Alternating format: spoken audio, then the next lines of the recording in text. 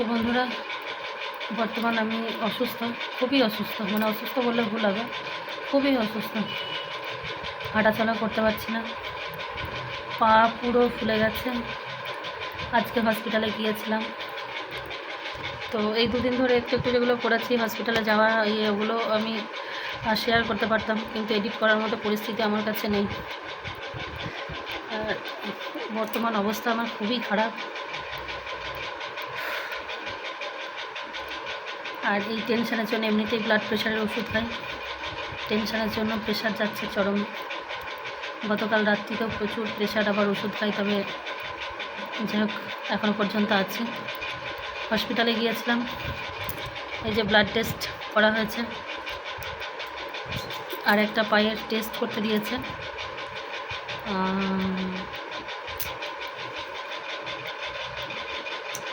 Doppler, কি একটা Doppler, তো যেটা হচ্ছে ওই ফর্টিস হসপিটালে 7,500 টাকা নেবে। তো ওখানে করাইনি, ভেবেছিলাম এখানে করাবো, এখানে 4,000 টাকা বাইরে। তো পরিস্থিতি জটিল থেকে জটিলতর। দাঁত দিয়ে হসপিটালে যখন বসেছিলাম তখন থেকে মুখ থেকে এই সাইডে দাঁতে কোনো ভাঙা পোকা পচড়া কিচ্ছু নেই, অটোমেটিক ব্লিডিং শুরু হয়েছে। এই দুপুর থেকে কন্টিনিউ ব্লিডিং হচ্ছে, এদিকে কন্টিনিউ ব্লিডিং হয়ে যাচ্ছে। হাতে যখন এখান থেকে ব্লাডটা নেয়, ব্লাডটা নিয়ে দেখবে ওই তুলো দিয়ে হাতটা একটু চেপে রাখতে বলে।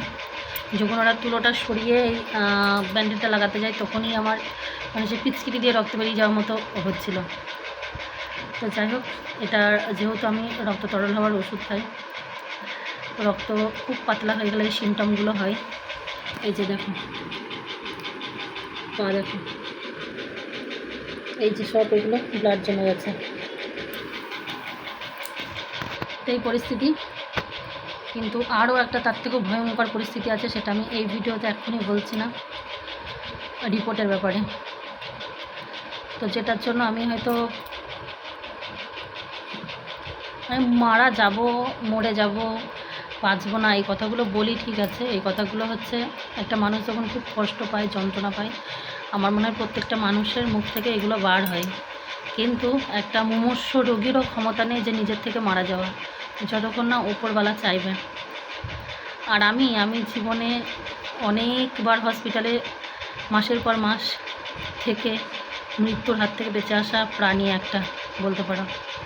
মানে আমার জীবনটাকে মনে হয় নিয়ে যদি কেউ লেখালেখি করতো, মানে এটা একটা পপুলার হতো, খুব মানুষ দেখতো, পড়তো।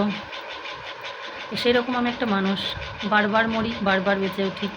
ওই যে বললাম, যতই বলি বাঁচবো না বাঁচবো না, আমি আর বাঁচবো না, আমি বলার কে? যিনি বলবেন তিনি আছেন উপরে। এখনও হয়তো পাপ আমার অনেক বাকি আছে, কারণ আমি যতটুকু ধর্মশাস্ত্র কিছুই জানি না, তবে যতটুকু আমি জানি, মানুষ এই মায়ার জগতে ফিরে আসে, এই মর্তে ফিরে আসে সাজা পেতে। এটা হচ্ছে কারাগার একটা, এই কারাগারে এখানে সংশোধন হতে আসি আমরা, সংশোধনাগারে।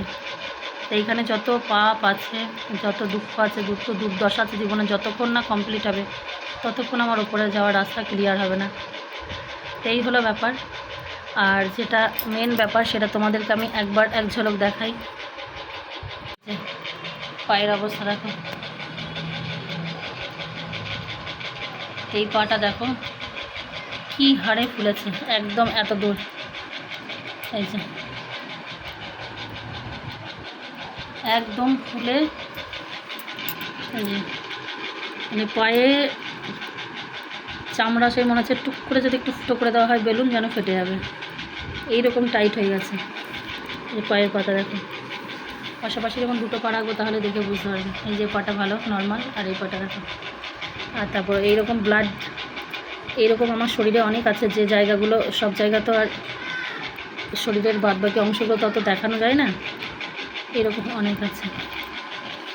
এই হলো আমার পরিস্থিতি, আর এই পরিস্থিতির কারণটা আমি বলছি। তো এই যে পায়ে হয়েছে, দাঁত থেকে রক্ত পড়ছে, এটা হচ্ছে আমার যে আইএনআর, মানে আমি যে ওষুধটা খাই রক্ত তরল রাখা, যেহেতু আমার হার্টের অপারেশন আছে, তো সেই হার্ট ভাল্বটাকে ঠিক রাখতে গেলে, ভাল্বের মধ্যে যে রক্ত সঞ্চালন হয় সেইটাকে সঠিক রাখতে গেলে একটা ডেইলি আমাকে আজীবন আমৃত্যু ওষুধটা খেয়ে যেতে হবে। ডোজ বাড়া কমা হয়, তো রক্ত আমার তরল হয়ে গেছে। আর এই ওষুধের নিয়ম হচ্ছে রক্ত যদি তরল হয়ে যায় সেও আমি মারা যাব। এই যে ইন্টারনাল হ্যামেরাজ যাবে, ব্রেনের ভিতরে, মস্তিষ্কের ভিতরে রক্তক্ষরণ হয়, যেমন এই যে দাঁত দিয়ে রক্তক্ষরণ হচ্ছে, মস্তিষ্কের ভিতরে একদম রক্তক্ষরণ হয়, সেটা হলে আমি মারা যাব। হার্টের ভিতর রক্তক্ষরণ হতে শুরু হয়ে যেতে পারে, মারা যাব। রক্ত যদি জমে যায় হার্টে, ভালভে রক্ত জমে যাবে, রক্ত যাওয়া আসা করতে পারবে না, মারা যাব। তো এই যে পাটা ফুলেছে, এই পাটা হচ্ছে পায়ের ভিতর ইন্টারনাল ব্লিডিং শুরু হয়েছে ওই রক্ত তরল হওয়ার জন্য। তো এইখানে পায়ের মধ্যে দিয়ে আমার গেছে, এটা পায়ের মধ্যে ব্লিডিং শুরু হয়ে, মানে পাটা ওখানে রক্ত জমাট বেঁধে কোথাও ব্লক হয়ে গেছে, পাটা এরকম মানে চাই চাই করে ফুলছে পাটা এখনও পর্যন্ত। মানে ভগবানের রয়েছে, বললাম না, এখনও মনে হয় কিছু পাপ বাকি আছে যা এখনও পূরণ হয়নি। এখন জানি না, আমি এখন বলছি, পরক্ষণে সেই পাপ হয়তো পূরণ হয়ে যেতেও পারে, সেটা আমি কিছু বলতে পারবো না। এই ব্লিডিংটা পায়ে হয়েছে বলে আমি এখনও কথা বলতে পারছি। এই ব্লিডিং, সেম ব্লিডিং ব্রেনে হয় যদি রক্ত তরল হয়ে যায়। ব্রেনে হলে এতক্ষণ আমি হয়তো আমার দাহ কার্যও হয়ে যেত, তোমাদের সঙ্গে থাকতাম না, কথা বলতে পারতাম না, দাঁত দিয়ে রক্ত পড়ছে। এই পরিস্থিতি, বাকি ডিটেলস ভিডিও যদি আমি বেঁচে থাকি এখনও পর্যন্ত, কালকে পর্যন্ত তোমাদেরকে আমি প্রেসক্রিপশান বাদ বাকি ভালো করে আমি তোমাদেরকে আপডেট দেব। এই হলো আমার পরিস্থিতি, জীবন।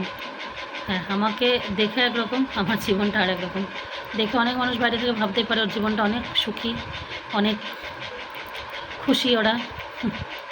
হ্যাঁ, খুশি আছি আর সুখীও আছি, কারণ সুখে নেই বললে অনেকে আবার হয়তো মজা পাবে। তো ভালো আছি, এখন কতক্ষণ আছি জানি না, কতক্ষণ থাকবো সেটাও জানি না, সব কিছু ওপরবেলা হিসাব করবে। যতক্ষণ আছি, যতটুকু আছি, খুব যন্ত্রণায় আছি, খুব কষ্টে আছি, খুব মানসিক বিপর্যস্ত হয়ে আছি। এই হলো পরিস্থিতি, এটুকুই তোমাদের সঙ্গে আমি শেয়ার করলাম।